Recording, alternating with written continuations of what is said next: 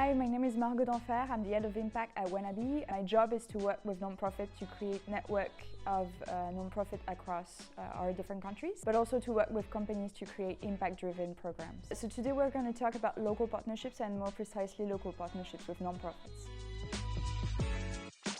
So the first thing that we want to focus on is that there's no point for us to have countless numbers of nonprofit in your programs. What we want you to do is that we want you to build a tight networks of partners that you will be working with on a regular, that you will know the name of, and that can be championed by your staff. Why do we want that is so that you can target people that are not familiar with volunteering.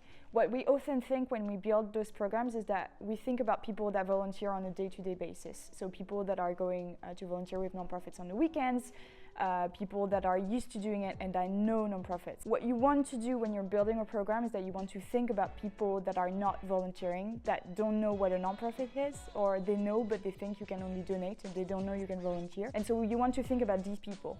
If you give them a list of 2,000 nonprofits, maybe a bit exaggerated, but 200 nonprofits, for instance, they're not going to find what they want because they're not going to be able to look through that list and be like, okay, this is the nonprofit I want to work for, or this is the nonprofit I want to volunteer for. What you want to be doing is that you want a few tailor-made opportunities for those employees that don't necessarily know, that are easy to take on for a beginner, and that they can actually volunteer with. So a few opportunities, but something that are thought for people that don't volunteer a lot.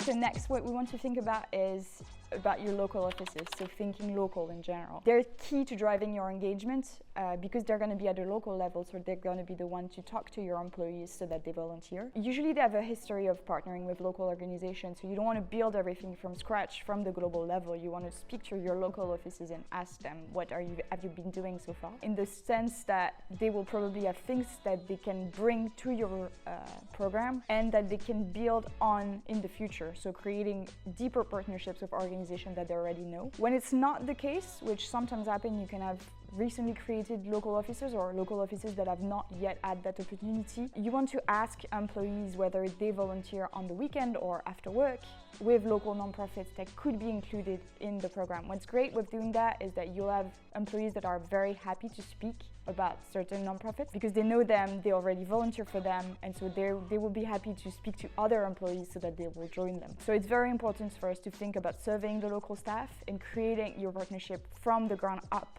rather than creating global partnerships that might not speak as much to your local employees. What we think this does is that it builds a network and it also creates a sense of belonging to the program where it's created from the local office.